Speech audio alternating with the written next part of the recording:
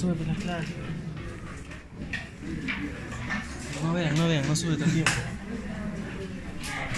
De ahí.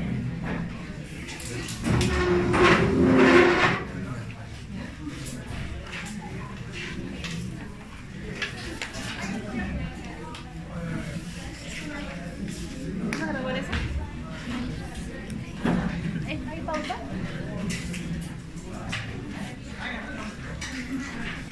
Hormona de crecimiento. La estructura química de las diferentes hormonas la estamos señalando, ¿no? En este caso vamos a revisar la hormona liberadora de hormona de crecimiento, la hormona inhibidora de hormona de crecimiento y la misma hormona de crecimiento. Porque la hormona de crecimiento, si bien es cierto, se sintetiza en la hipófisis, es regulada a su vez por dos compuestos importantes que se sintetizan en el hipotálamo. En este caso es la hormona liberadora de la hormona de crecimiento, que es la famosa GHRH, ¿no? Está codificada, que tiene un número de aminoácidos determinado, ¿cierto? Y que la actividad biológica completa está especialmente los primeros 29 aminoácidos. Esta GHRH, esta hormona liberadora de hormona de crecimiento, se sintetiza ¿dónde? En el núcleo ventromedial y el A4.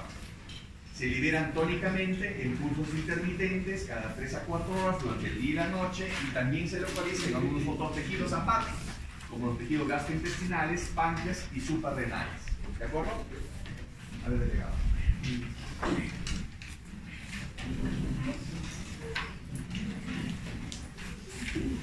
Esta hormona liberadora de hormona de crecimiento, su rol más importante es estimular la secreción de hormona de crecimiento. ¿De acuerdo? Entonces, la hormona liberadora sintetizada en el hipotálamo viene a la hipófisis, sintetiza hormona de crecimiento, se libera la hormona de crecimiento, y la hormona de crecimiento principalmente va al hígado, donde produce otro mensajero básico. ¿Cuál es ese otro mensajero?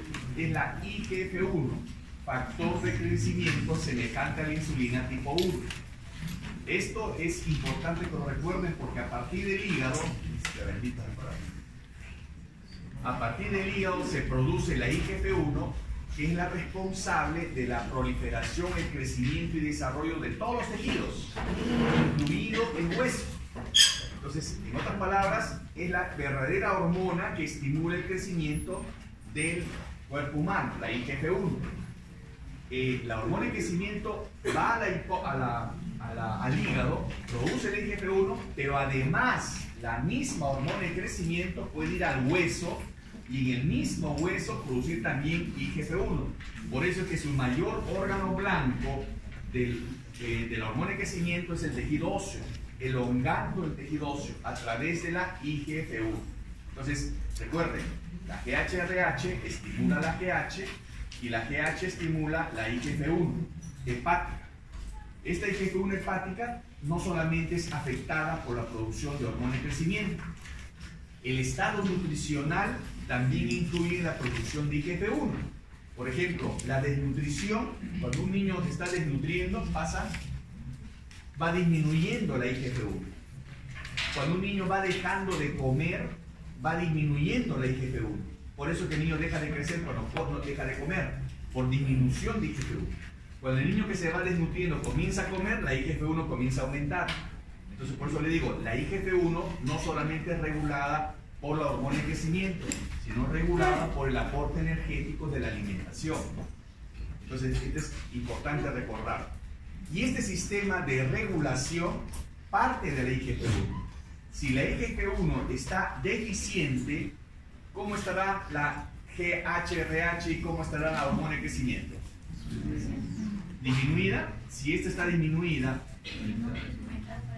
tiene que aumentar estos dos para tratar de compensar estimulante. ¿De acuerdo? ¿Está claro? Recuerden que esta es retroalimentación negativa. No se deben olvidar. Ahora, es diferente, por ejemplo, la patología está acá, que si la patología está en la misma hipófisis. Si la patología está en la misma hipófisis, no se produce, ¿qué cosa? Hormona de crecimiento. Y si no se produce hormona de crecimiento, ¿qué pasa con la IGF-1? No se produce IGF-1. ¿Estamos? ¿Sí? Entonces, miren, esto es lo que ustedes tienen que entender. Un aspecto importante es que la producción de GHRH para liberar hormona de crecimiento requiere un ambiente eutiroideo. O sea, requiere que las hormonas tiroideas estén en concentraciones normales.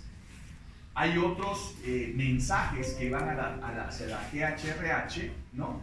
Como la somatostatina, lo vamos a ver en un momento, y la GABA, ¿no? Que son las que inhiben, porque la somatostatina es la gran inhibidora de todas las hormonas.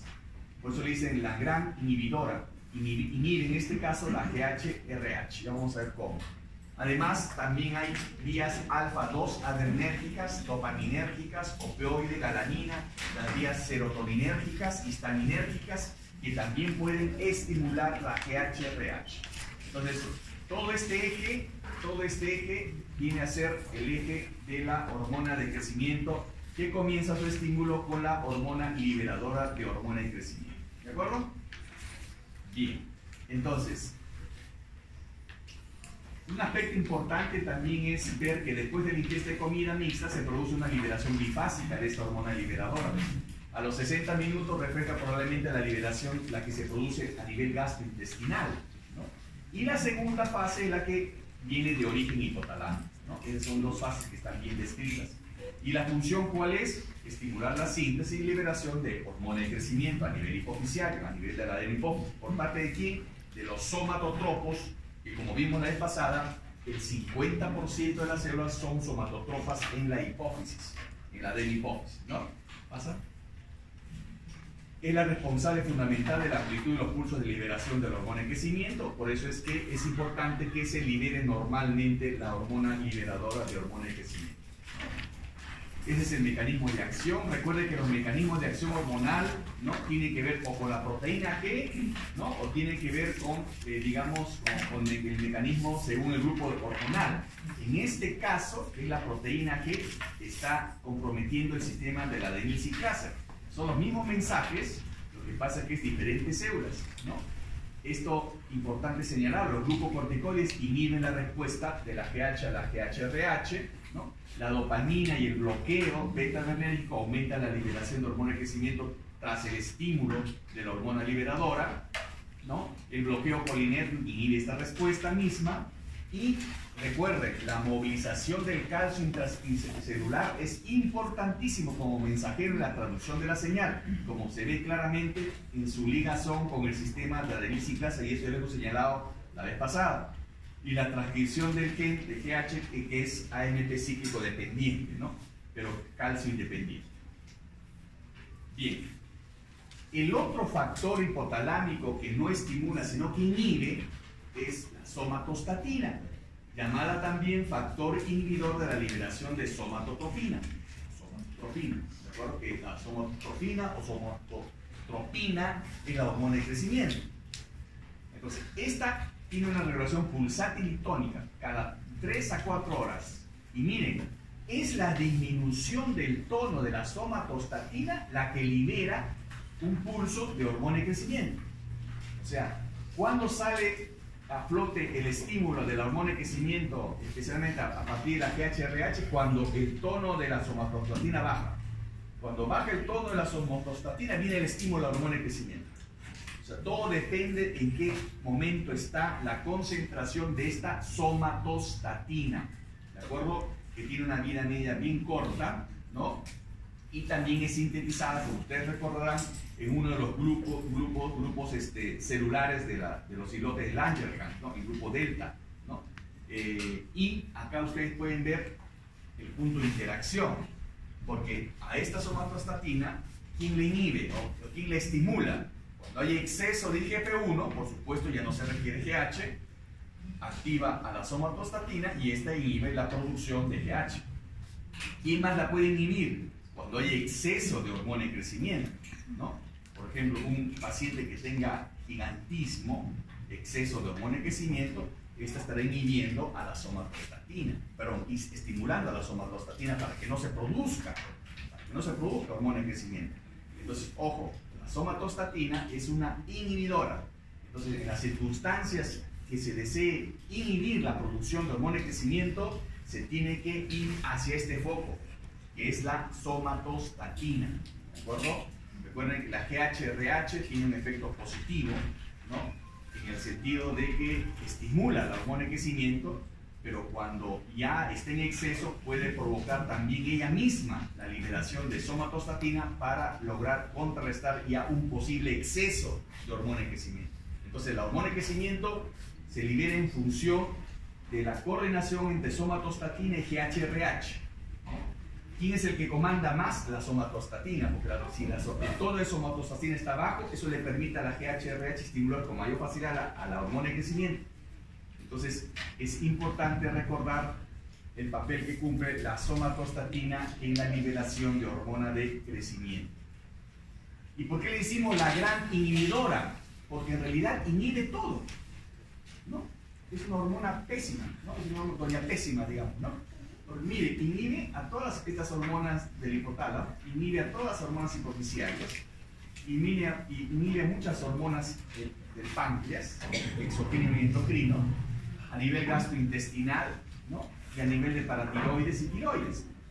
Claro, esa circunstancia de inhibición va a depender del estado de salud de la persona, va a depender del estado metabólico de la persona y del estado nutricional de la persona. Por eso va a variar los requerimientos de inhibición o no, de acuerdo a la circunstancia que esté pasando el paciente. Bien, la hormona de crecimiento tiene 191 aminoácidos. Y ya les había señalado en parte la vez pasada que tenía cierto parentesco con la prolactina, parentesco estructural y funcional con la prolactina y además con la somatomamotropina coriónica que se produce durante el embarazo. Entonces, acá es importante recordar esta semejanza porque el exceso de una puede estimular una semejanza con el exceso de otra. Como les señalaba, esta interacción de receptores por la semejanza estructural. Este complejo de genes de la hormona de crecimiento, digamos, implica también que muchas mutaciones, ¿no? Pueden producir una hormona de crecimiento que está mal estructurada y por lo tanto no funciona, al igual que la prolactina y la otra hormona. Está formada por 5 genes que se han localizado en esta región Q22-24 del cromosoma 17. Y acá ustedes pueden ver nuevamente, este es el hipotálamo, ¿no? Y la hipófisis, ¿no? Y otra vez el hígado, ¿y hacia dónde va? Especialmente al tejido óseo. La hormona de crecimiento produce IGF-1 fundamentalmente estimulando la producción hepática de IGF-1. Pero la misma hormona de crecimiento puede ir al mismo tejido óseo, donde la IGF-1 también se produce en los condrocitos especialmente, y ahí es donde se produce la proliferación de condrocitos y por lo tanto el crecimiento y la elongación ósea. Esta hormona de crecimiento está influenciada por una serie de factores. La liberación de la hormona de crecimiento. Miren, el estado nutricional, si el paciente está en hipoglicemia, ¿por qué? Porque la hormona de crecimiento es hiperglicemiana. Recuerden, cuando un paciente está en hipoglicemia, se levantan las hormonas contrarreguladoras. Y parte de esas hormonas contrarreguladoras es la hormona de crecimiento. Los ácidos grasos libres también cumplen ese rol. El sueño profundo. Durante el sueño profundo, la hormona de crecimiento se eleva más. Entonces, por eso es importante el sueño profundo. Otra vez recalcamos la importancia del sueño que debemos tener normalmente. El ejercicio también eleva la hormona de crecimiento. Y esto es muy importante porque al elevar el ejercicio, la hormona de crecimiento, esto mantiene la vitalidad orgánica. Porque la hormona de crecimiento no solamente sirve para crecer, la hormona de crecimiento sirve para ver la actividad cardíaca, la filtración glomerular, la función pulmonar. O sea, tiene varios efectos a nivel orgánico que tienen que ver con, entre comillas, la vitalidad del cuerpo. Y por eso es que el ejercicio, y al elevar la hormona de crecimiento, mejora la vitalidad. El estrés, ¿no? Los factores psicológicos, hay muchos que influyen también en la producción de la hormona de crecimiento, y hay test en el laboratorio que se utilizan para producir la hormona de crecimiento de forma artificial y ver si la reserva de hormona de crecimiento es adecuada o no, y son estos test. El más conocido es la insulina, el de la clonidina, ¿no? Que son estímulos clásicos para la hormona de crecimiento. Entonces, La hormona de crecimiento es una hormona que no solamente sirve para el crecimiento, sino es una hormona que tiene muchos efectos metabólicos y está regulada por una serie de factores que hacen que la producción, pues, o la regulación, mejor dicho, sea más compleja. Es recordar también, ¿no?, que si bien es cierto la hipófisis produce la hormona de crecimiento requiere una proteína de transporte, ¿no?, de hormona de crecimiento. Es así como llega a los órganos blancos, especialmente el hígado, donde produce IGF-1. Y este IGF-1 circula también unida a una proteína, que es la proteína ligadora del IGF-1, que es la IGF-BP3, ¿no? Esta es la principal proteína ligadora de la IGF-1. Hay una BP1, BP2, pero la BP3 es la que es más dependiente de la circulación de IGF-1. Entonces recuerden, estas proteínas son del grupo de hormonas que requieren proteínas de transporte y eso hace que tenga un poquito más de vida media en circulación, ¿no? Entonces eso es importante recordar. Cualquier mutación genética no solamente va a repercutir en su producción de hormona de crecimiento, porque puede haber mutaciones en la proteína de transporte de la misma hormona de crecimiento, o puede haber proteínas de alteración en la proteína de transporte de la IGF-1, inclusive en los receptores. Puede haber mutaciones genéticas en los receptores. Imagínense pues la complejidad de lo que uno puede obtener cuando se altera este sistema de regulación de la hormona de crecimiento, su transporte, la IGF-1, su transporte hacia el órgano blanco. En el día, la hormona de crecimiento circula en estas cantidades y en la noche, en el sueño profundo, se eleva. Por eso es importante el sueño profundo. Esto hace pues que parte de la respuesta metabólica en el sueño sea pues un ahorro de energía y nos permita amanecer con mayor vitalidad al día siguiente, ¿no? Y por supuesto los niños, quienes colaboran también en su crecimiento. Ahora, no significa eso que hay que dormir todo el día para crecer, ¿no? Eso tampoco no es así, ¿no? A veces uno cree que duerma más, entonces no. Tiene que dormir respetando las horas de vigilia y sueño, ¿de acuerdo? Bien, y el mecanismo de acción está ligado a una región citosólica y a otra extracelular. El complejo se va a internacionalizar de todas maneras. Los mecanismos intracelulares a veces no se definen con exactitud, pero hasta un 90% de la hormona de crecimiento circulante puede ser transportada por dos grupos de proteínas de transporte. Esa es la hormona ligadora de hormona de crecimiento. El componente extracelular del receptor de GH, que se comporta como una proteína de transporte. El mismo receptor se comporta como una proteína de transporte. Y esta es la función, ¿no? Es un anabólico. ¿Por qué? Porque estimula pues la síntesis, ¿no?, de proteínas y replicación celular. Su efecto en el crecimiento esquelético es fundamental. ¿A través de quién? De la IGF-1, que estimula a los condrocitos. La GH tiene efecto dicotómico con los carbohidratos, eso lo hemos señalado, ¿no? Y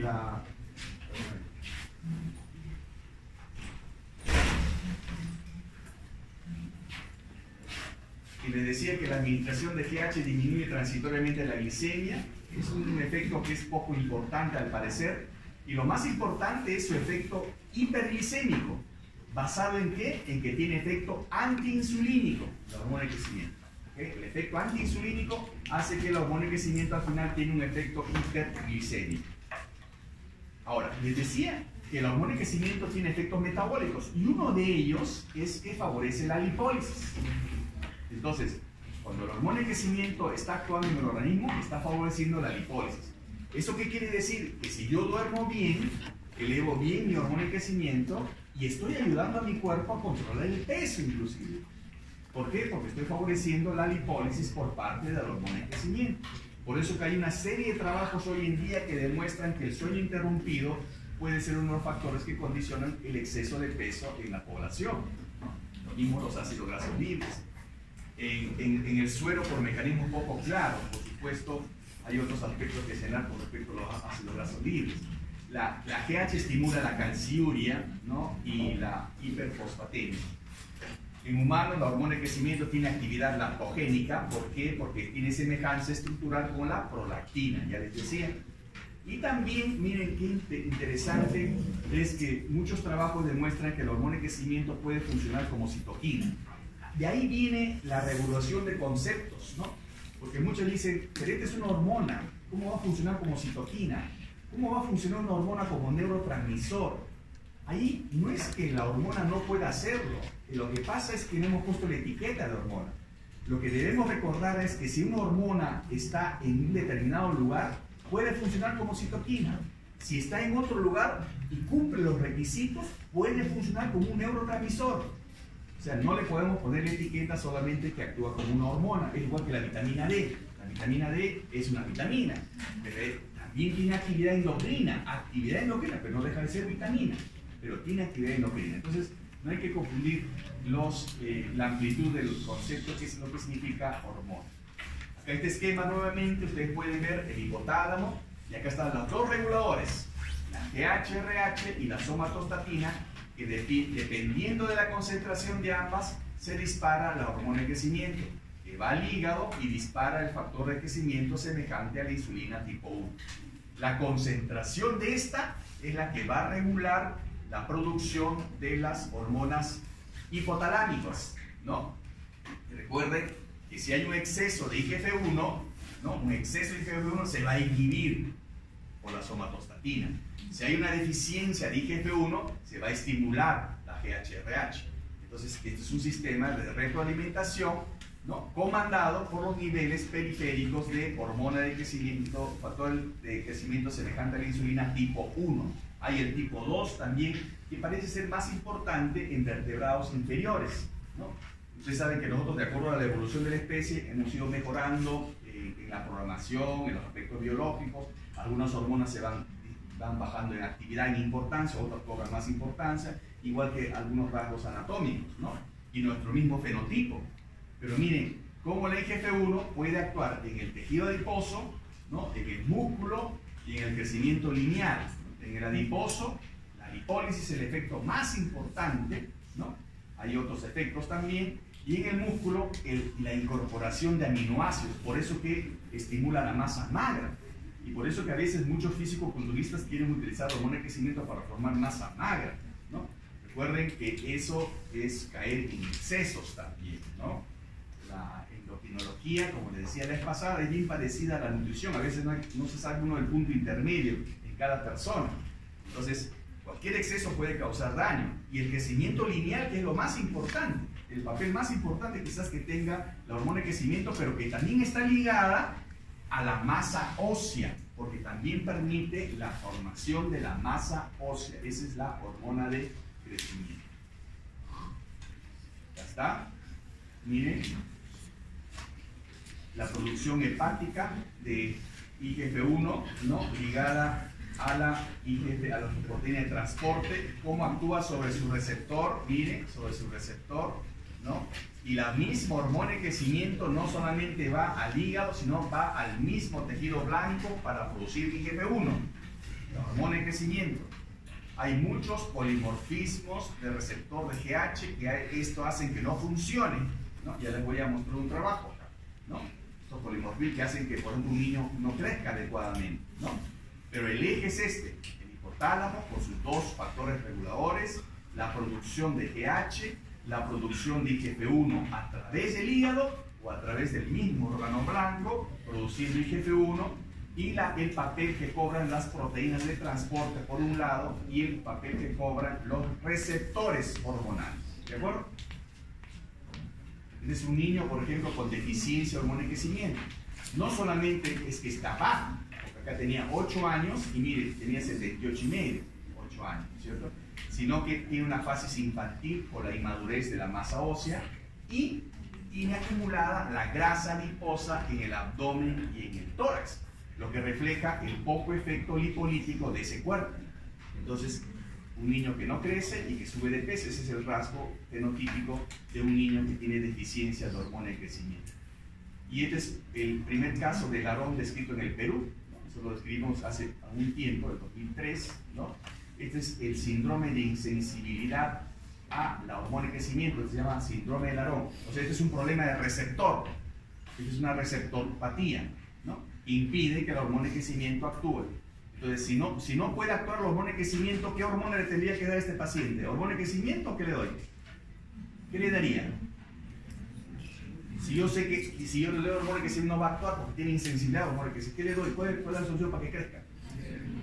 ¿Cuál? IGF-1, claro. Yo tendría que darle IGF-1. Entonces, lamentablemente esta niñita recibió IGF-1 por 2 años, ¿no? Por un estudio clínico que después hicimos, ¿no? Creció un poquito, pero lamentablemente la situación del país, la situación social, ¿no? La madre era alcohólica, divorciada, o sea, una serie de problemas sociales, económicos que impidieron que continuara recibiendo, y esta niñita pues tuvo problemas, ¿no? No llegó, es así, ya tiene 16 años. Ahora, lo contrario sucede cuando hay exceso, ¿no? Miren las manos, ¿no? Miren los pies. Lo primero que crece cuando un niño va a crecer, especialmente varón, ¿qué cosa es? No se malcriado. ¿Cómo es? ¿Es lo primero que crece? Ah, el pie. El pie comienza. Ustedes, a ver, mire, cuando ustedes, los varones se notan más, porque más la desproporción, porque la hormona de crecimiento actúa en el macizo facial. Y se da cuenta, el varoncito tiene una cara de niño, y de repente, comienza a crecer la nariz, los pómulos, y se convierte en un hombre, un varón, ¿no? Entonces, de la cara de niño a un feo, ¿no? Entonces cuando van en el estirón, ¿no? Son esos niños que son largos, sus brazos largos, sus patas así, parece que es aventajado. No es aventajado, sino que lo que pasa es que es parte de su desproporción biológica, física, que sucede en ese momento del estirón puberal. Es normal. Lo que esto expresa es un niño que no es normal, porque este niño ya estaba exagerando, miren, tenía una talla bien alta, ¿no? Y tenía 12 años y tenía un tumor hipoficiario secretor de hormona de crecimiento. Ahora, la hormona de crecimiento se utiliza pues para los niños que tienen deficiencia de hormona de crecimiento. Nosotros la hemos utilizado durante años, esta es la publicación nuestra con otros investigadores de otros países, ¿no? En donde se reúne el grupo latinoamericano para ver la respuesta a la hormona de crecimiento. Y no se trata pues de dar hormona de crecimiento por dar, ¿no es cierto? Acá hay que dar al que está deficiente, al que el individuo que va a responder, ¿no? Porque no todo responde. Y este es el trabajo que le decía, cuántos hay de polimorfismo de ese receptor RGH que hace que el niño no crezca, no porque tenga deficiencia, sino que el receptor no funciona. Por eso que ese niño tiene talla baja, porque hay un problema del receptor de la hormona de crecimiento. ¿Sí recuerdan que los enanitos pues, en los siglos antepasados, en las cortes francesas, eran utilizados pues, como personas que entretenían a la princesa, al rey? Acá está Luis XVI al fondo, ¿no? Acá esta es las meninas de Velázquez. Por supuesto que esta no es una deficiencia de hormona de crecimiento, sino por el aspecto más o menos uno puede deducir que es una condroplasia, y más bien la que está al costadito sí parece ser una deficiencia de hormona de crecimiento porque es una niña más infantil, ¿no? Más proporcionalita. En cambio acá se nota bien un poquito grotesca la carita, cabezoncita, y eso ya es una displasia ósea. Bien, ahora veamos la prima hermana, que es la prolactina, ¿no? La prolactina que tiene que ver tiene mucha semejanza, como está acá descrita, con la hormona de crecimiento. Recuerden que esta se detecta en la hipófisis fetal las primeras semanas, ¿no? Acá es un pico en el tercer trimestre, y la secreción de prolactina es igual a la hormona de crecimiento y aumenta con el sueño. El número de receptores sufre regulación ascendente por estrógenos. O sea, los estrógenos aumentan digamos, el número de receptores, la prolactina, pero a la vez impide. Por eso cuando recién caen los estrógenos, la prolactina puede actuar con mayor facilidad. O sea, durante el embarazo los estrógenos aumentan el funcionamiento de la prolactina, pero no llegan a actuar hasta que cae el estrógeno. La prolactina elevada de los receptores así, por eso que apenas caen los estrógenos sale la producción de leche, ¿no? En la etapa de la lactancia, ¿no? Y eso es importante recordar acá el papel que tiene la prolactina, ¿no? Porque estimula el crecimiento de la glándula mamaria y la lactogénesis, pero solo sinérgicamente con los estrógenos. Si no hay estrógenos, no hay una buena producción, desarrollo de la glándula mamaria y una adecuada lactogénesis. aumenta la producción de timulina, miren también qué importante acá en este aspecto, de macrófagos, de interferón gamma, suprime a la GnRH, esto es importante que recuerden, la prolactina suprime la GnRH si está en exceso, por eso es que la mujer que está lactando no menstrua, porque la prolactina inhibe la GnRH y al no haber GnRH no hay pulso de GnRH, no hay FSH, no hay LH, hay poco estradiol, entonces por lo tanto no hay un ciclo menstrual. Mientras la mujer esté dando el lactar, se produce más prolactina, ya vamos a ver cómo, ¿no? Entonces, esto es importante, esta relación entre la prolactina y la GnRH. En sinergia con la testosterona estimula el sistema reproductor masculino, también actúa como un catalizador, ¿no?, de los efectos de LH sobre la célula de Leydig y puede influir sobre la acción de la 5-alfa reductasa, que es la enzima que convierte testosterona a dihidrotestosterona. Esto es lo que sucede a muchos jovencitos acá. Si yo les pregunto, a ver, todos los varones, ¿quiénes han tenido tetillas a la hora de estirar? A ver, digan atrás, levanten la mano, sin vergüenza. A ver, nadie, ¿no es cierto? Ese es el problema, por eso que las estadísticas falsean. Cuando uno ve en la es diferente, por eso la investigación es así, ¿no? Es diferente el paciente que viene al hospital a que yo vaya a un escenario diferente social a encontrar al paciente. Es diferente. Yo no puedo decir prevalencia de ginecomastia puberal en el Perú basado en los pacientes que asisten al hospital. No. Si ese paciente asiste al hospital, pues se siente mal o siente, digamos, algún problema emocional, psicológico, está creciendo, y lo que dice después a un adolescente de 14 años le está creciendo la tetilla, ¿no? Esto es parte del aspecto de los cambios físicos del estirón puberal. En el estirón puberal suceden cambios, uno se da cuenta. Cuando un niño está cambiando de voz, eso está en pleno estirón puberal. Y si usted le examina en ese niño, tiene tetilla general, 40% tiene tetilla. Y a veces ni se dan cuenta, porque uno le toca y le duele. Y la tetilla normal, porque los varones también tenemos glándula mamaria, la que está atrófica, ¿no? Y no se confundan con la lipomastia, que es otra cosa, es grasa. Vayan a confundir. Entonces, en este caso, miren, que es una nódulo mamario, ¿no? En donde, ¿por qué se produce esto en esta etapa de la vida? Porque hay una efervescencia hormonal, ¿no? La hormona de crecimiento se eleva acá, y esa es la causa de esto. La hormona de crecimiento se eleva acá, transitoriamente, sinérgicamente con la prolactina, ¿no? Acá, y algo de estrógenos, porque los varones también producimos algo de estrógenos. Entonces, esto se produce transitoriamente, a veces es bilateral, pero luego desaparece. Esto se llama ginecomastia puberal. Ocurre en 40% de adolescentes. Alguna vez hicimos estudio en centros escolares, llegó hasta 40-50%. No se daban cuenta. Hasta Tutankamón tuvo ginecomastia. Claro que en ese tiempo la ambigüedad sexual era signo de divinidad, ¿no? Ahora no sé cómo lo toman, ¿no? Bien, hasta ahí con las hormonas de la hormona de crecimiento y la prolactina, que son las primas hermanas. Solamente unas palabras de la hormona antidiurética. Recuerden que acá, cuando hablamos de la hormona antidiurética y la oxitocina, estamos hablando de la hormona de la neurohipófisis. Neurohipófisis que no produce hormonas. Neurohipófisis que solamente almacena las hormonas. Porque la neurohipófisis es el lugar de almacenamiento donde terminan los axones de las neuronas supraventricular y paraóptico, donde se producen pues estas hormonas neurohipofisiales y bajan hacia la neurohipófisis a través de unas proteínas llamadas neurofisinas, ¿no? Ahí está claramente, miren, la extensión, que es diferente a la comunicación de la de la hipófisis. Entonces, otras neuronas del hipotálamo productoras de hormonas tienen sus terminaciones nerviosas en la neurohipófisis. Se liberan las hormonas hacia la circulación sistémica y las neuronas de dos núcleos hipotalámicos, supraóptico y paraventricular, tienen axones que drenan hasta la hipófisis posterior. ¿Cuáles son? La ADH y la oxitocina, que migran desde el soma, ¿no?, unida a esas proteínas llamadas neurofisinas. Neurofisinas, ¿no? Esto es para que tengan una idea general cómo se forma la hormona antidiurética, ¿no?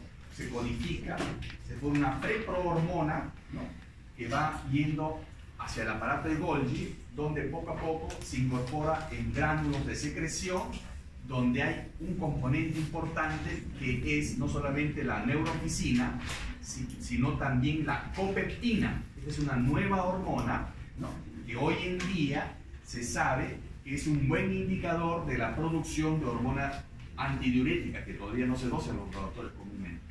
Pero ojo, miren, así como dijimos que la producción de insulina es mejor medirla con la producción de péptido C, acá la producción de ADH, al parecer, es mejor medirla con la producción de copeptina, ¿no? Acá esta copeptina es muy importante porque se produce en paralelo a la vasopresina, que es la hormona antidiurética. ¿Cómo actúa?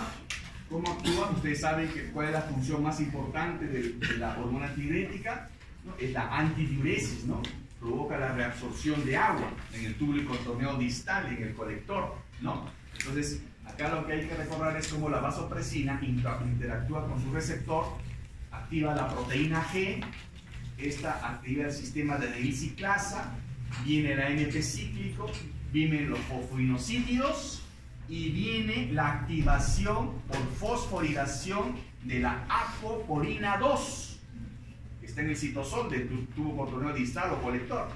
Esta se circula, se une a otras y va hacia la membrana del lumen urinario, ¿no? Y ahí es donde permite la entrada de agua, ¿no? Esta apoporina 2 va hacia la otra membrana y una apoporina 3 y 4 son las que trasladan finalmente hacia la sangre el componente acuoso. Entonces miren esta interacción muy interesante, recordando el papel de la proteína G, recordando el papel de la deiciclasa y cómo es el papel de la fosforilación de sustancias. En este caso, fosforilación de la apoporina 2. La apoporina 2 es la que permite la entrada de agua a partir del lumen urinario. Y la que permite la salida hacia el lado vascular es la apoporina 3 y la apoporina 4. Y este es lo mismo, solamente ya como más diagramático. Miren que el número 1, acá está, unión del ADH a su receptor, ¿no? Número 2, la activación de la proteína G, ¿no? ¿Dónde está el número 2? Acá, perdón. Acá está. Número 3, aumento del MP cíclico, ya saben cómo aumenta, es cuestión de que repasen con esta lámina, por eso que las láminas son importantes para repasar. 4, el incremento de la proteína quinasa. 5, la fosforilación de apoporina 2, inserción de la membrana celular, ¿no? 6, aumento de la expresión de genes de apoporina 2, porque también no solamente lo moviliza, sino sintetiza la apoporina 2, ¿no? 7, reabsorción de agua. Y 8, el agua es removida hacia el intersticio, ¿no? Y hacia el lado vascular, ¿no? El lado 9. Está la vasopresina, retención de agua, reducción de diuresis, el efecto principal de la hormona antidiurética, ¿no? ¿Cuáles son las patologías que coinciden con esto? Si falta la ADH, la diabetes insípida, ¿no? Si hay un exceso de ADH, es la secreción inadecuada de hormona antidiurética, ¿no? Son dos patologías que ustedes lo van a leer detenidamente, ¿no? A partir de estos efectos. Y miren, además la ADH tiene efecto vasoconstrictor.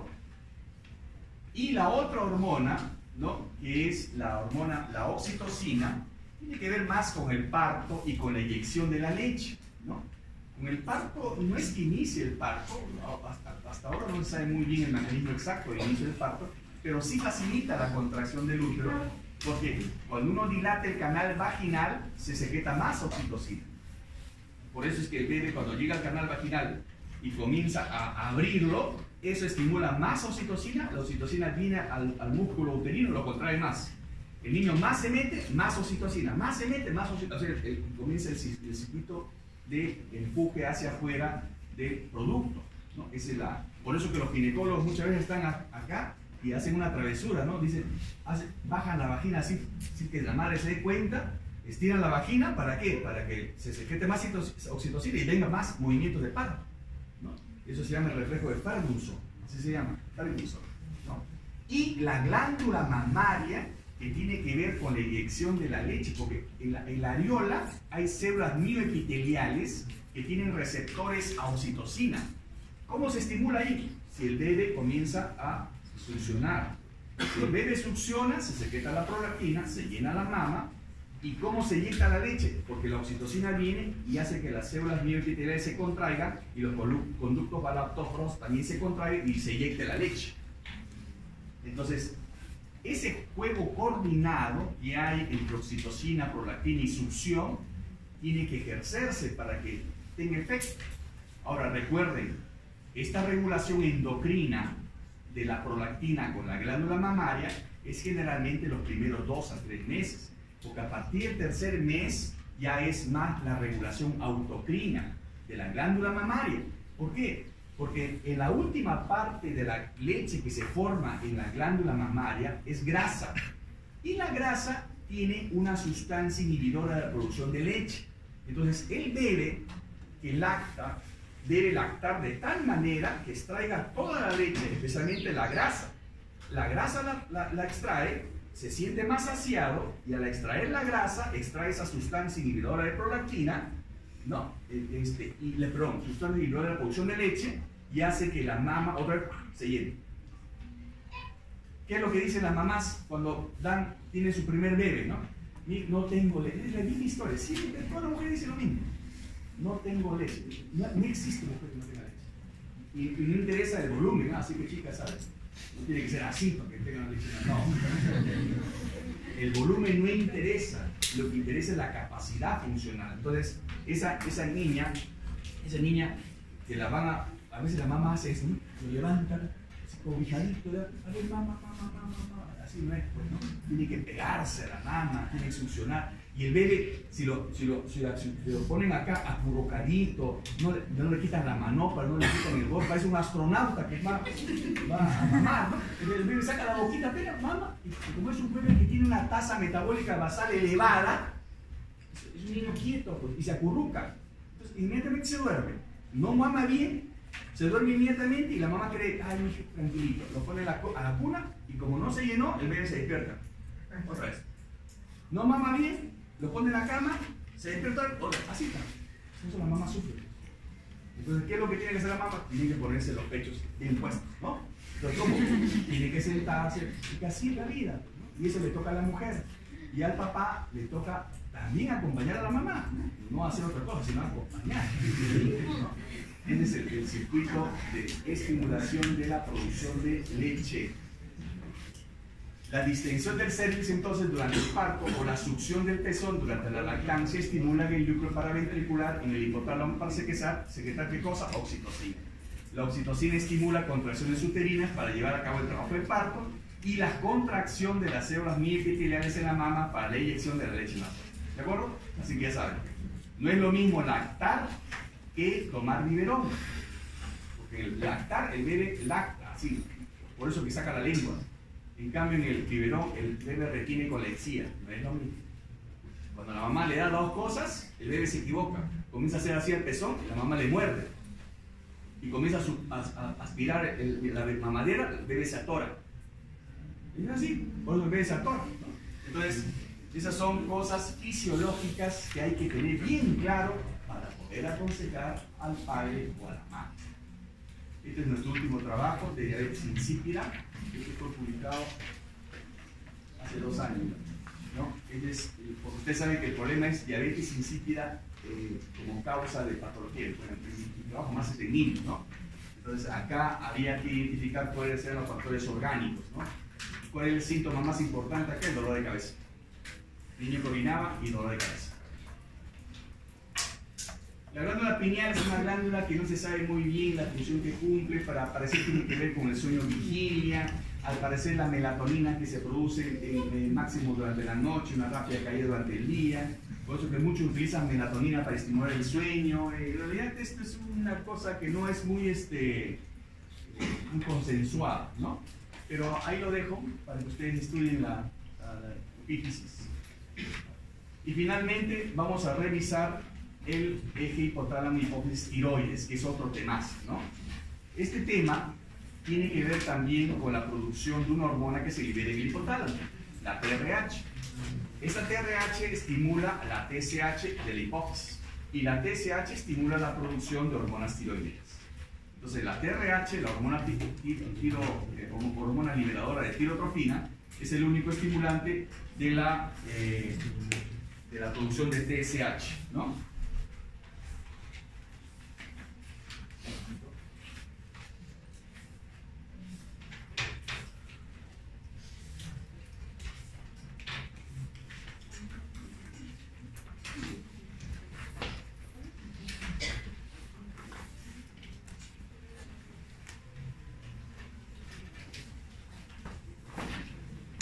Entonces, recuerden que además la TRH estimula la prolactina, no se olviden la interacción entre hormonas, ¿ah?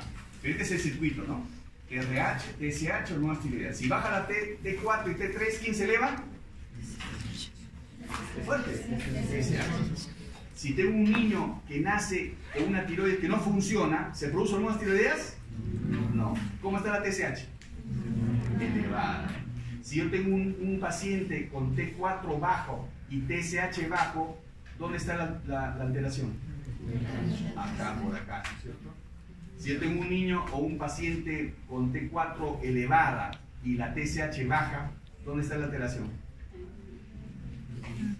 T4 elevada, y la TSH baja. ¿En dónde?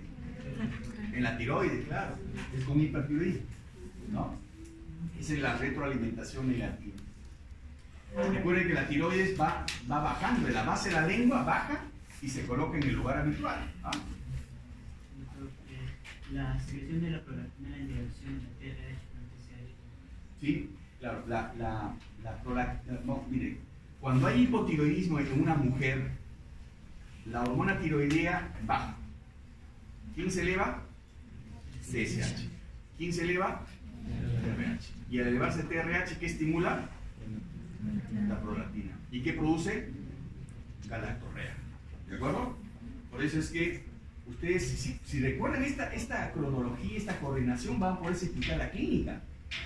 Yo les decía el otro día, cuando les decía la pigmentación amarilla, ¿no? ¿Se acuerdan de la pigmentación amarilla, la hipercarotinemia, ¿no? No solamente por exceso de caroteno, porque un hipotiroideo puede tener eso. ¿Por qué puede tener? Porque la hormona tiroidea influye sobre la dioxigenasa, ¿recuerdan? ¿Recuerdan? ¿Recuerdan?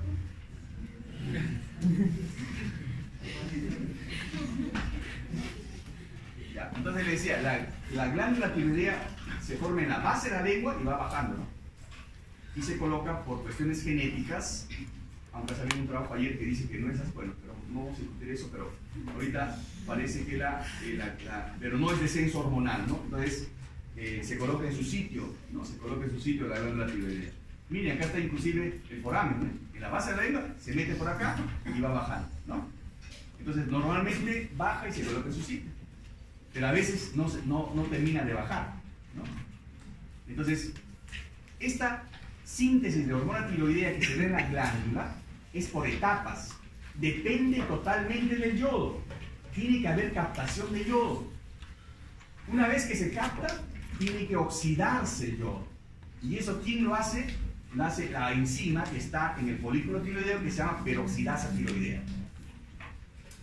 Una vez que sucede esto, tiene que haber la iodinización de los residuos que están en la tiroglobulina. Entonces, los residuos de tirosilo que están en la tiroglobulina. El yodo que ya se oxidó comienza a unirse a los residuos de tirosilo de la tiroglobulina.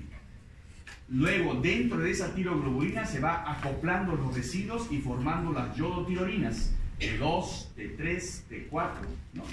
Y luego hay una proteólisis de la tiroglobulina y secreción hormonal. Al final, ¿qué sale? T3 y T4.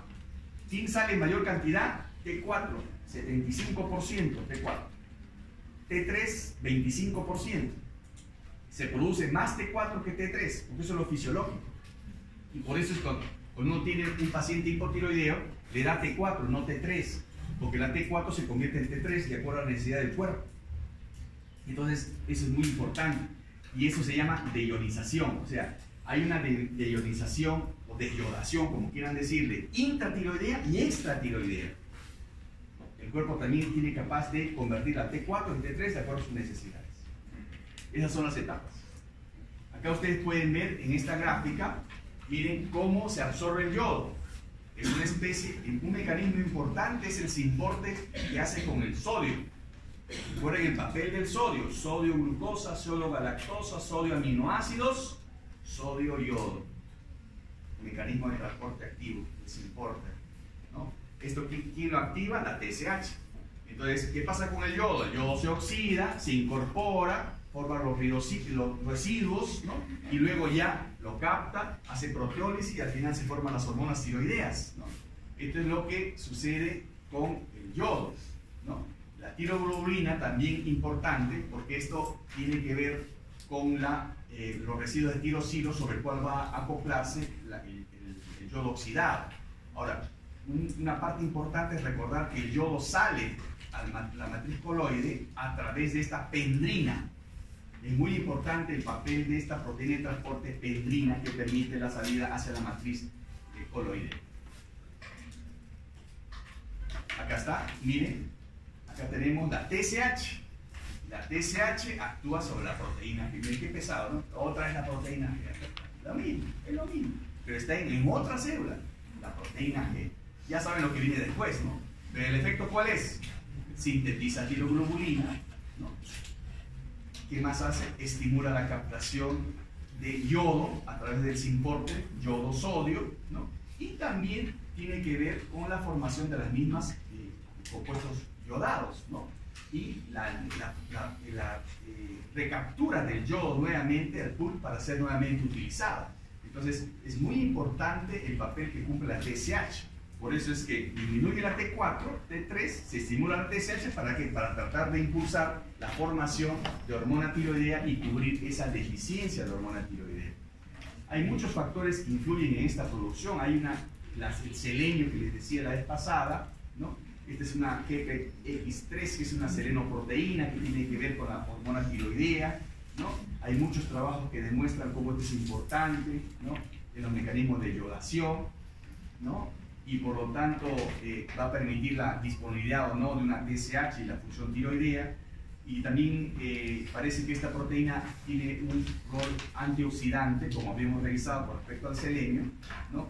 Contra el estrés oxidativo inducido por la misma síntesis de hormonas tiroideas. Parece que ahí es importante, ¿no?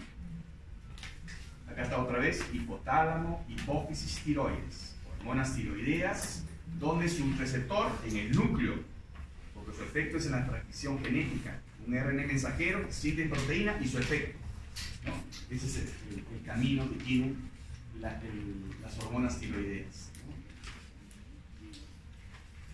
¿no? El yodo, recuerden, como le dije la vez pasada, se encuentra en la naturaleza, salvo en algunas zonas donde hay deficiencia de yodo. Se absorbe ¿dónde? En el estómago, ¿no? Se captura en diferentes tejidos: el riñón, el hígado, la tiroides, la glándula mamaria lactante también, ¿no? Pero la única que regula su captación es la tiroides. La única que regula la captación de yodo es la glándula tiroidea. Todo exceso es malo y el yodo nos demuestra esto. Es cierto que nosotros necesitamos yodo para formar las hormonas tiroideas. En los años 60, a veces los padres de familia decían: para que mi hijo sea inteligente, dale un poquito de yodo, dale gotitas de yodo. ¿Sí decía? Y le daban algunos, no sé si algunos ya habrá sido congresistas después, pero la idea era que le daban yodo, y el exceso de yodo también produce hipotiroidismo. Porque miren, la sobrecarga de yodo produce yodolípidos, y los yodolípidos inhiben a la peroxidasa, que es la hormona que tiene que ver con la síntesis de hormonas tiroideas. Por eso es que ya desde hace mucho tiempo a los niños, cuando nacen, ya no les lavan el cordón umbilical con soluciones asépticas en altas concentraciones de yodo, porque antes lo hacían, lavaban, el niño absorbía el yodo, se provocaba el hipotiroidismo transitorio, no se daban cuenta, era un hipotiroidismo transitorio. Entonces, ¿por qué? Porque el yodo producía este efecto: la sobrecarga de yodo produce disminución de la captura de yodo y, por supuesto, disminución de la hormona tiroidea. Ese se llama efecto de Wolff-Chaikov. Ese supongo que les habrán enseñado en fisiología, ¿no es cierto? El efecto de Wolff-Chaikov, ¿no? El famoso efecto de Wolff-Chaikov. Wolf Chaikov. Búsquenlo en Google, Google. Ahora tienen esa facilidad. La comunicación entre madre y feto es importante porque las hormonas tiroideas tienen que ver con el desarrollo cerebral. Miren cómo la TRH sí atraviesa la placenta, la TSH no atraviesa la placenta, las hormonas tiroideas en pequeña cantidad y más bien algunas inmunoglobulinas sí atraviesan en gran cantidad, especialmente las que tienen IG, ¿no? Y eso afecta también la función tiroidea. Eso lo vamos a ver en fisiopatología si es que les puede editar el próximo año, si es que les digo. Ya. Ahora, miren, el papel importante que tiene que ver cuando el niño nace. Cuando el niño nace cumple un rol importante las hormonas tiroideas. Miren cómo va aumentando la hormona tiroidea y a la hora que nace el niño sucede esto, un pico de TSH y un pico de T4 y T3. Esto se llama oleada de hormonas tiroideas. Esto sucede en todo niño nacido a término. ¿Por qué? Porque el niño es parte de su adaptación a la vida extrauterina y la hormona tiroidea juega un rol importante porque la hormona tiroidea al aumentar el pico hace que su temperatura aumente, su frecuencia cardíaca mejore, su función pulmonar se expanda y necesita todo eso para que el niño salga a flote en la vida extrauterina. Entonces ahí es importante esta oleada de hormonas tiroideas. ¿Quiénes tienen la oleada de hormonas tiroideas? Todo niño sano. Un niño prematuro, un niño que nace con 1200, 1100, que nace a las 33 semanas, no hace eso. Por eso es como no regula temperatura, no regula su función cardíaca, necesitan incubadora, necesitan monitores para controlar todas esas funciones vitales. Entonces miren qué importante es el papel de las hormonas tiroideas, no solamente en el desarrollo cerebral, sino en el momento del nacimiento cuando salen, digamos, a la vida extrauterina. Bueno, estos son los trabajos de hipotiroidismo congénito, no vamos a hacer mucho de esto. Lo único fue, la última fue una crítica que hicimos del año 2015 al tamizaje nacional al hipotiroidismo congénito. Ya después les contaré. Este es un niño con hipotiroidismo congénito.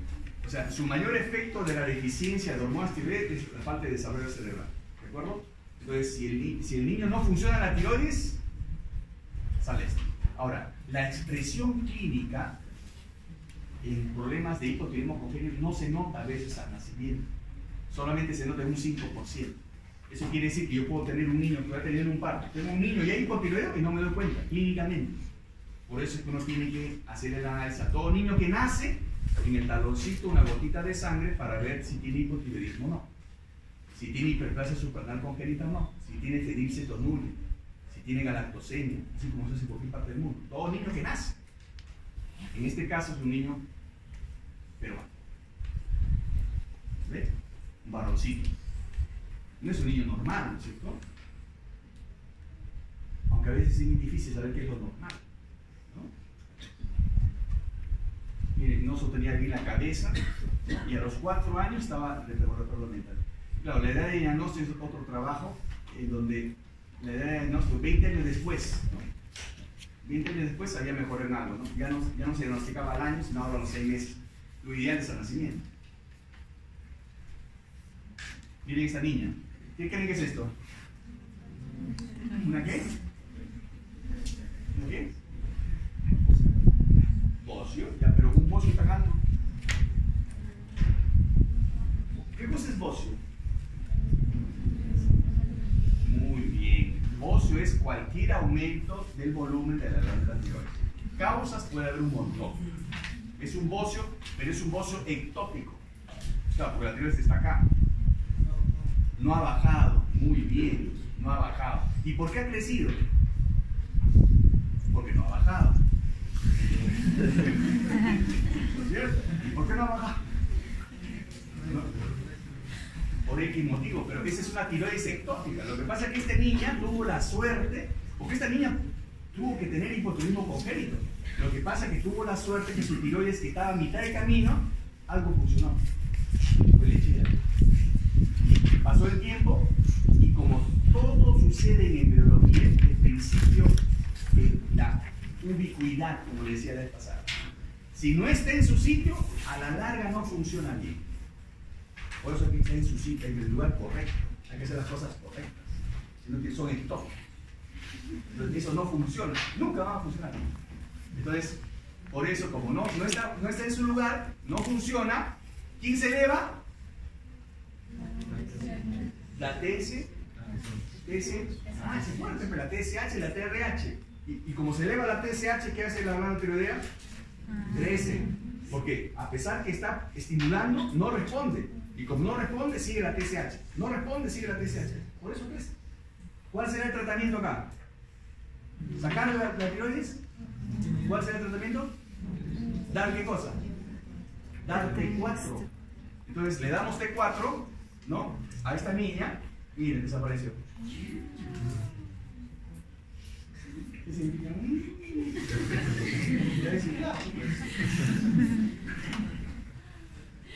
Y es una niña coqueta, pues miren, hasta con las trenzas, toda coqueta, miren. Se dan cuenta la palidez, algo hinchadita sus cachetitos, ¿no? Porque después, miren, la niña, sus aretes, sí, sus aretes, todo coqueta. Ahí está la tiroides, miren, en la base, se queda en la base de la lengua. Ahí está, ¿ves? Y ahí es otro caso, hipertiroidismo en niños, ¿no? La tiroides, miren este, un niño, ¿no? ¿Sabe cómo se llama esta fase? Fase de pánico.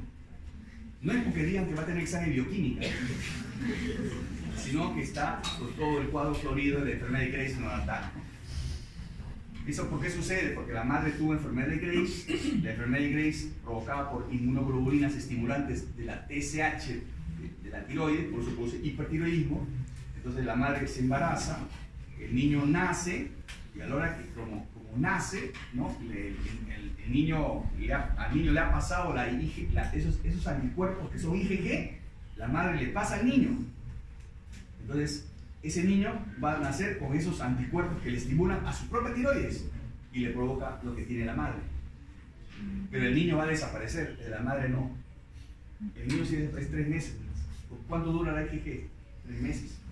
Hasta ahí nomás dura. En cambio, la madre, el que tiene hipertiroidismo, tiene el IgG toda su vida. Porque esta madre de otro paciente, miren, este paciente tuvo hipertiroidismo a los 17 años y vino a embarazarse a los 34 años. Pasaron 17 años y miren, tenía anticuerpos estimulantes de la tiroides. Y el niño nació con enfermedad de Graves. Esto no es tiroides, es tragoides. Y esto es lo que también hay que recordar, la circulación de las hormonas tiroideas, cómo se ligan a la globulina fijadora de hormonas tiroideas, un 75%, pero también se ligan a la prealbúmina, ¿no? Recuerden que la T4 tiene 10 veces más afinidad por la proteína de transporte que la T3. Y finalmente, ¿cómo se eliminan? Por conjugación, por desaminación, por descarboxilación, por ruptura de enlace, ¿de acuerdo? Por desyodación, ¿no? O sea, cómo se va eliminando la hormona tiroidea, ¿no? De esa manera, en esa manera termina pues el metabolismo de las hormonas tiroideas. Esto suena, los últimos días están sonando para que se despierten. Sobre los procesos de crecimiento, diferenciación, desarrollo, ¿no? Efectos germogénicos, metabólicos, hidromineral, síntesis de degradación de carbohidratos. O sea, influyen todo el metabolismo las hormonas tiroideas, ¿de acuerdo? Pero especialmente en el sistema nervioso central, especialmente en este, ¿de acuerdo? Y también influye sobre el crecimiento y maduración del esqueleto, ¿no? Regulando la producción de hormona de crecimiento. Y finalmente la paratormona. Esto ya lo hemos revisado, ¿no? Esto no vamos a comentar mucho. Solamente recuerden la actividad biológica de la PTH134. Las funciones en el calcio, que ya lo hemos visto, que es una hormona hipercalcemiante, es una hormona fosfaturiante, ¿de acuerdo? Acelera la deposición renal de fosfato. ¿Cómo se produce? Como una pro-PTH también. En pro-PTH finalmente se libera PTH, pero con 3 componentes moleculares diferentes, que es la PTH, ¿no? Y nuevamente volvemos a lo mismo acá. ¿Cómo es su órgano blanco? Indirectamente en el intestino a través del calcitriol, directamente en el riñón, ¿no? Y directamente en el tejido óseo. Fundamentalmente el tejido óseo. Recuerden que estimula la resorción ósea, incrementando la actividad de los osteoclastos. Y como también le decía, esta es la hormona vestigial. De todas las hormonas, esta es la hormona que en realidad no se sabe qué cosas hacen, ¿no? En realidad está ahí, ¿no? Se sabe dónde están los receptores, pero ahí está. Es una hormona aparentemente que tiene que ver con el calcio, pero también tiene un efecto vasodilatador, ¿no? Entonces, y está secretada por las células parafoliculares de la tiroides. Y en realidad hay una calcitonina que es la de salmón que se utiliza para la osteoporosis, inclusive. Pero en realidad no tiene una función específica en el cuerpo. Ahí está la calcitonina, se secreta junto con la catecalcina. Y otras hormonas que de repente ustedes se van dando cuenta que son, en realidad tienen papel hormonal, neurotransmisor, son citoquinas, son productos de secreción, ¿no? Son varios. Ya hemos revisado varios de ellos, ¿no? Casi todos. Lo mismo las hormonas gástricas, ¿no? Que se hemos revisado. Solamente les pido para que recuerden y fijen la idea. Recuerden que el estómago secreta gastrina, grelina o prestatina, ¿se acuerdan? ¿No? Y las hormonas del páncreas, pues ni hablar, los islotes, ¿no? Famosos. Ya hemos comentado algo de la somatostatina en este caso.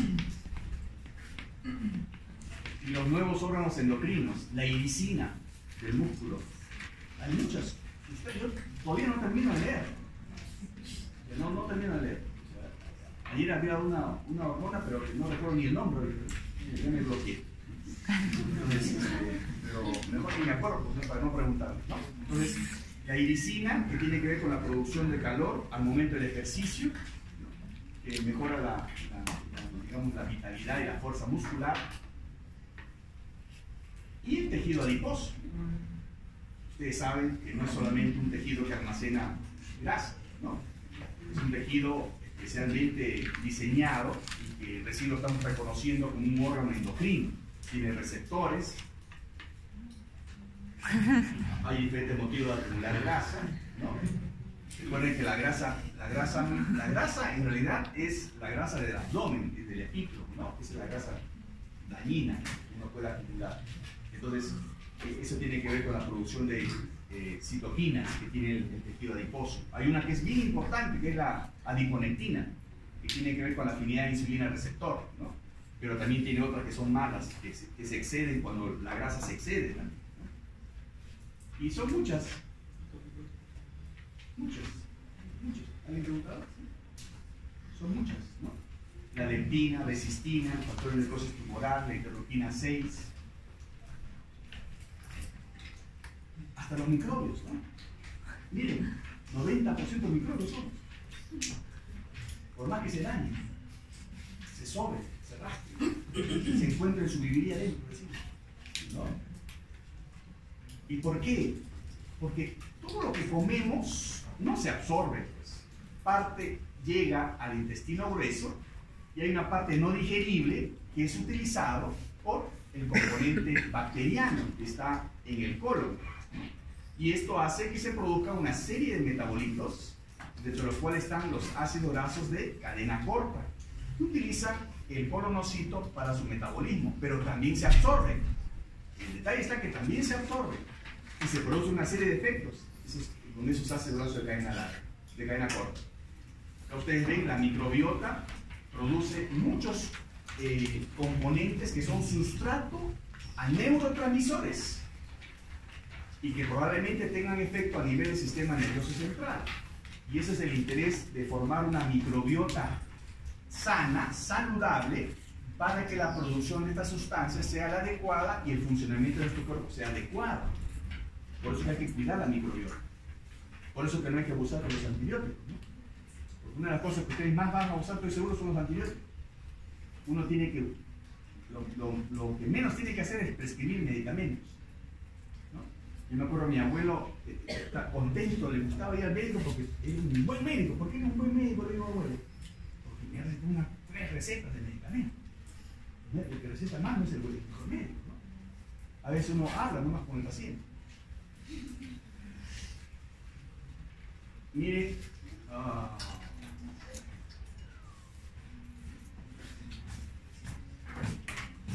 esta computadora es del otro grupo, pero no. No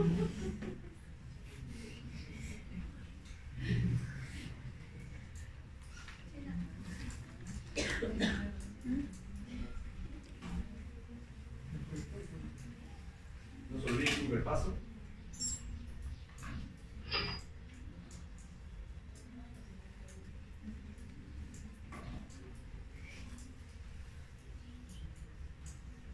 Ya, miren acá. Acá lo interesante es que si yo hago transferencia de la microbiota a un paciente, de una microbiota de un obeso a una rata, la engordo. Si le transfiero la microbiota de un desnutrido a una rata normal, la adelgazo. Interesante, ¿no? Entonces, por eso el papel de la microbiota. Por eso que nosotros debemos formar bien la microbiota. ¿Desde qué momento debemos formar bien la microbiota? Desde el momento del parto. No es lo mismo el parto vaginal que el parto por cesárea. El parto vaginal, ya el momento que el niño comienza a salir por acá, ya comienza.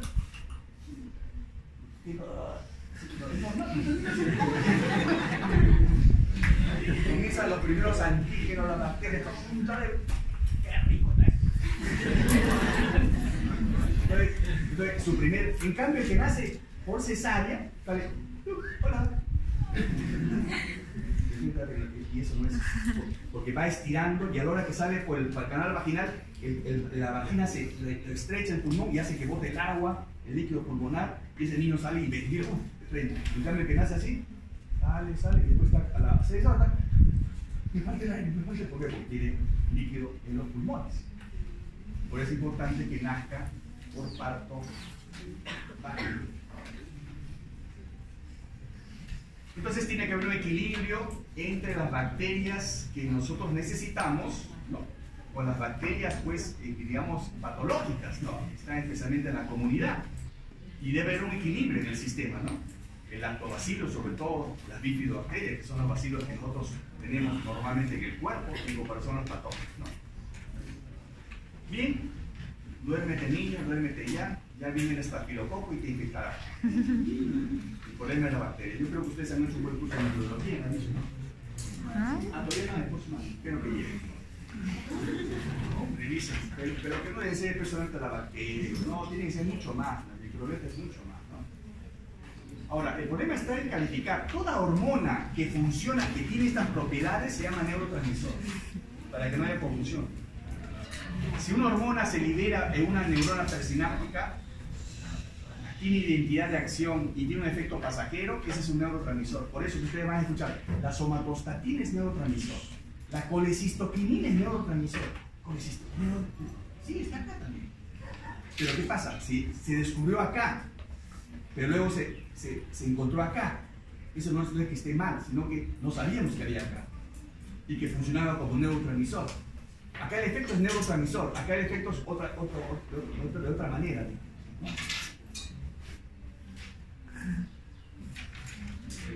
Esa es la promoción que lleva mi nombre. La 42. No sé por qué se les ocurrió esa idea, pero yo pensé que ni siquiera iban a asistir el rector, el decano a la ceremonia. No fueron, ¿no?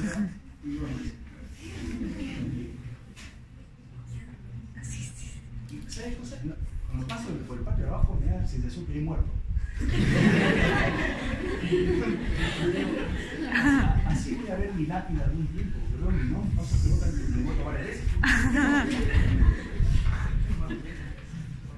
Los muchachos que han estado ahí son de SOCENDI. Esta es una reunión que tuve con todos los estudiantes de medicina del Perú, una charla que tuve hace un tiempo.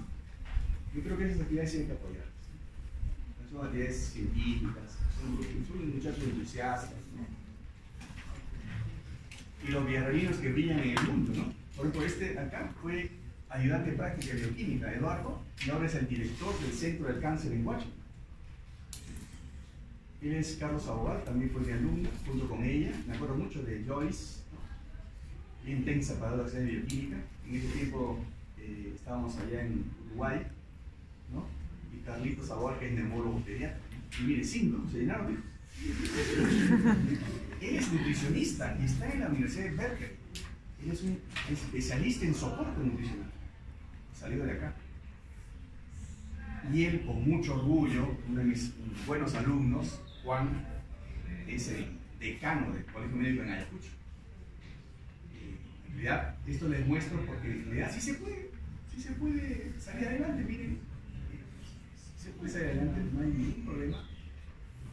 Estos son mis compañeritos, es decir, ya más de 30 años, ¿no? Más de 30 años. Teresita que se retiró, ustedes no la han gozado de ella, pero ¿no la han conocido de ella? No. Ya ella entró conmigo, yo ya me voy, ¿no? Ella entró conmigo y estaba jovencita. Ella cuando entró, ¿no?